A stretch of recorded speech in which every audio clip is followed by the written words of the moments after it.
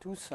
Donc, suite de notre partie sur le cours des bascules, on a vu dans la vidéo précédente les tables de commutation qui vont nous permettre de faire ces types d'exercices. Donc ce type d'exercice, en fait, j'attire votre attention, c'est ce que je demande à l'examen. Et c'est ce qu'on va faire à partir dans les 2 derniers TD et dans les 2 derniers TP. Voilà. Donc pourquoi je demande ça à l'examen? C'est parce que c'est le... Pour savoir faire ça, en fait, il faut avoir compris les bascules, plus la méthode de l'exercice. Donc pour moi, si vous savez faire ça, je suis content parce que vous savez tout faire. Alors, j'essaye d'expliquer la méthode et c'est toujours la même méthode pour tous les exos. Alors, un petit exemple. Donc ici, on veut faire un compteur avec 2 bascules T.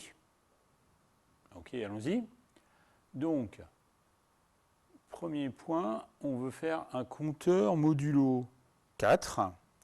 Et donc, on va commencer par faire le diagramme d'état qui va décrire le cycle que doit faire notre compteur. Donc, on veut que notre compteur, ici, compte 0.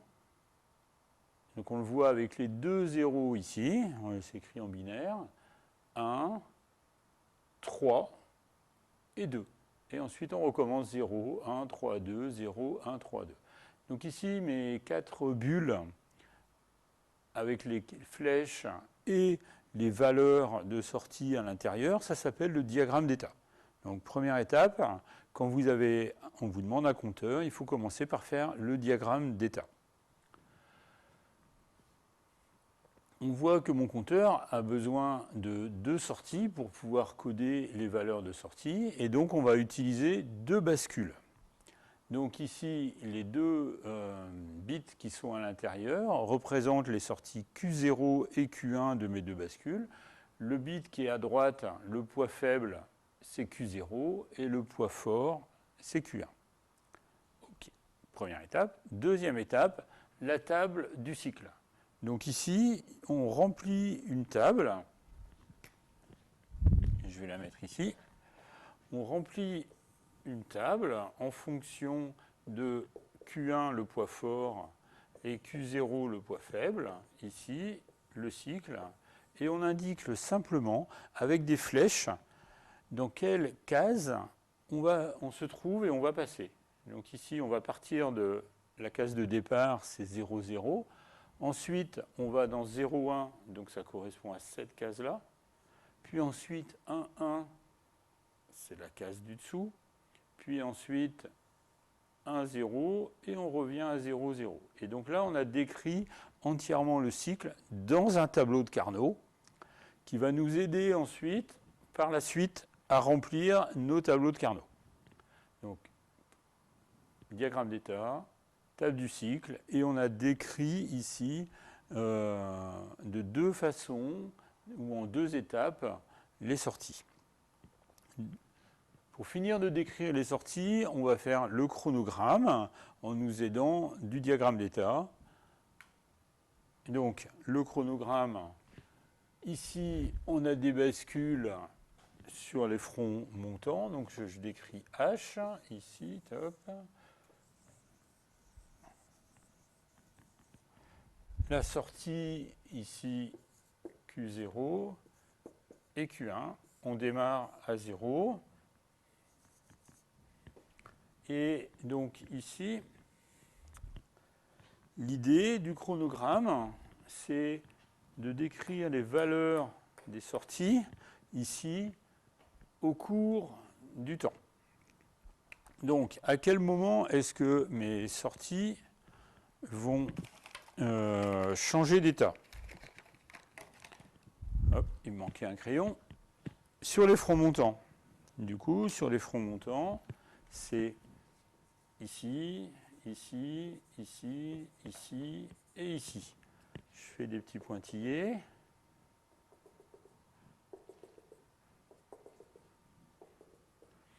Voilà. Et donc, à chaque fois qu'il va y avoir un front montant, je vais passer à l'étape suivante du cycle. Donc ici, on était au départ à 0, 0. Donc ensuite, on doit passer à 0, 1. Donc 0 sur Q1 et 1 sur Q0, puis 1, 1, 0, 0, 1, 0, n'importe quoi. Hop là. 1, 0, puis 0, 0. On a fait un cycle complet. Et si je voulais continuer, eh bien, je reprendrais ici. Alors, je vais jusqu'au 0, 0 pour fermer le cycle. Sinon, il va me manquer la dernière petite flèche, ici, sur la table du cycle ou sur le diagramme d'état. Et donc, pour qu'après 1, 0, mon système puisse revenir en 0, 0 et boucler, fermer la boucle, il faut que je le mette ici sur mon chronogramme. OK, donc allons-y pour Q0. Ici, si je regarde, donc au début, Q0 est à 0. Ensuite, il passe à 1. Donc je le mets à 1 jusqu'au prochain front. Ici, je regarde en bas, il vaut toujours 1, donc je le laisse à 1. Puis ensuite, je vois ici qu'il passe à 0, donc je le remets à 0. Puis encore, il est encore à 0. Même chose sur Q1, il vaut 0 au départ, ensuite il vaut encore 0, puis il passe à 1, puis il reste à 1, pardon, et il redescend à 0. Donc en fait, là, je viens juste de recopier ce qui est fait là-haut, pour bien faire le lien entre Q0, Q1 et les valeurs qui sont écrites en bas, qui décrivent le cycle. OK, OK. Alors maintenant, on a besoin des tables de commutation. Donc on va venir écrire sur le chronogramme ce que font les sorties. Donc ici, Q0, quand on est dans le premier état, Q0 doit passer à 1 pour l'étape suivante. Du coup, je veux que Q0 fasse un enclenchement. Je le mets bien ici. Quand je suis dans cette étape-là, 0, 0, je veux qu'au prochain coup, Q0 passe à 1, donc qu'il fasse un enclenchement, le passage de 0 à 1. Donc là, je vous rappelle, c'est dans la vidéo précédente. Quand on est dans cet état-là, je veux que Q0 reste à 1 la prochaine fois. Donc je veux qu'il fasse un maintien à 1. Quand je suis dans cette étape-là, ici, je veux que Q0 descende au prochain coup d'horloge. Donc je prépare un déclenchement. Et ici, je veux qu'il reste à 0, donc un maintien à 0. OK. On fait la même chose pour Q1. Q1 est à 0, doit rester à 0. Donc il doit faire un maintien à 0. Alors j'insiste bien sur l'endroit où je le mets. Quand je le mets dans l'état avant le changement de la bascule. Ici, je veux que Q1 fasse un enclenchement pour passer à 1. Puis quand il est dans cet état-là, je veux que Q1 reste à 1, donc un maintien à 1. Et pour terminer mon cycle, je veux qu'il revienne à 0 avec un déclenchement. OK, donc là j'ai ici mis sur le chronogramme tous les changements d'état des deux sorties du système, Q0 et Q1. J'ai terminé mon chronogramme et pour terminer toute la première partie de l'exo, il me reste le quatrième étape, quatrième point, c'est remplir dans les tableaux de Carnot les commutations des sorties, c'est-à-dire reporter ce que je viens d'écrire là dans le chronogramme dans les tableaux de Carnot, sans me tromper de case. Pour ne pas me tromper de case, j'ai la table de cycle qui va m'aider. C'est parti. Donc, la sortie Q0. Je fais son tableau de Carnot. En fonction de quoi? En fonction des endroits ici où je suis. Donc, en fonction de la valeur de Q1 et Q0. Donc là, j'attire votre attention. Ici, je fais Q0, ce que doit faire Q0 en fonction de Q0 et Q1. Première étape, on démarre le cycle ici. Ça correspond à cette étape-là du chronogramme. Q0 doit faire un enclenchement, je le marque ici. Étape suivante, je viens dans cette case, je me retrouve bien ici, et je veux que Q0 fasse un maintien à 1. Puis ensuite, je descends ici, je veux qu'il fasse un déclenchement, puis un maintien à 0 ici, dans la dernière case du tableau. Ok, donc cette table de cycle, là, on a un cycle simple. Quand on aura un cycle où ça saute un peu de façon bizarre à l'intérieur du tableau de Carnot, eh bien, la table de cycle avec les flèches aide à recopier ce qu'on a, les transitions mises sur le chronogramme dans le tableau ici de commutation des sorties, sans se tromper de case.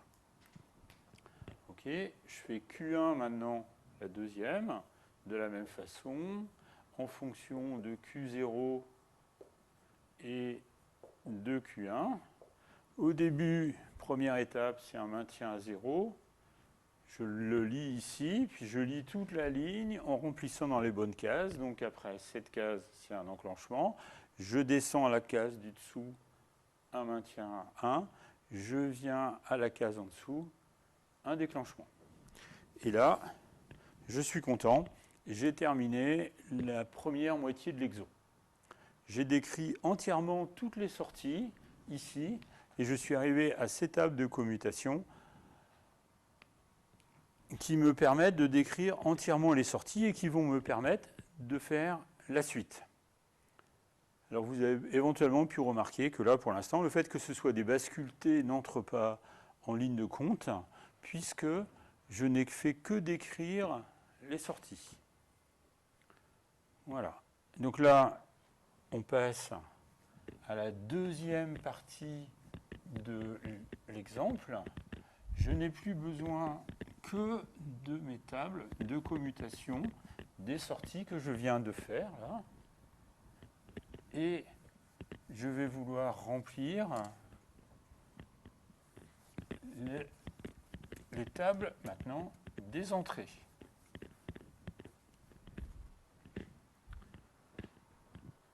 Hop. J'ai des bascules T ici, et je veux savoir qu'est-ce que je veux mettre sur les entrées T0 de la bascule 0 et T1 de la bascule 1 pour que les sorties fassent ça. Alors, la réponse est où? La réponse, elle est quelques pages avant avec la table de commutation de la bascule T, ici, qui me dit si je veux un mu0, je dois mettre 0 sur l'entrée T, etc. Du coup, c'est le bon moment pour vous de faire une petite pause dans la vidéo, de remplir le tableau, et puis de vérifier après que ce que vous avez fait, c'est bon.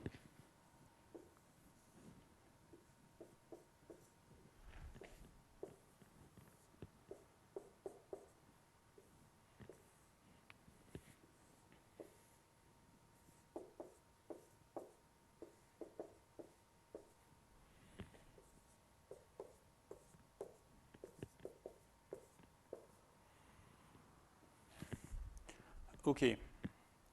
Donc, ici, j'attire bien votre attention, c'est bien T en fonction des états du système, donc des sorties Q du système. Hein. Tout à l'heure, on faisait Q en fonction des sorties. Là, maintenant, on fait l'entrée T en fonction des sorties. Alors, je remplis mon tableau. Ici, un enclenchement, il faut mettre un 1. C'est marqué au-dessus. Après, un maintien, c'est 0. En dessous, un déclenchement, puis un maintien. Q1, ça commence par un maintien, donc c'est 0, c'est marqué au-dessus. Un enclenchement, c'est un 1, un maintien et un déclenchement. Voilà, j'ai rempli ici mes deux tableaux en utilisant la table ici de commutation. Hop, voilà, ici, il me reste, on est revenu à un tableau de Carnot comme on sait les faire.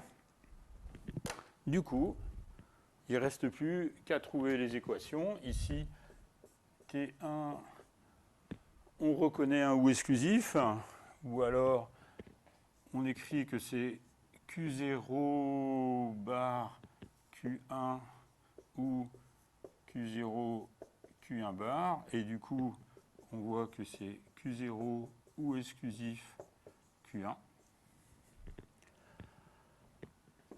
Et T0, c'est Q0 bar, Q1 bar ou Q1, Q0, Q0, Q1 plutôt, Q0, Q1.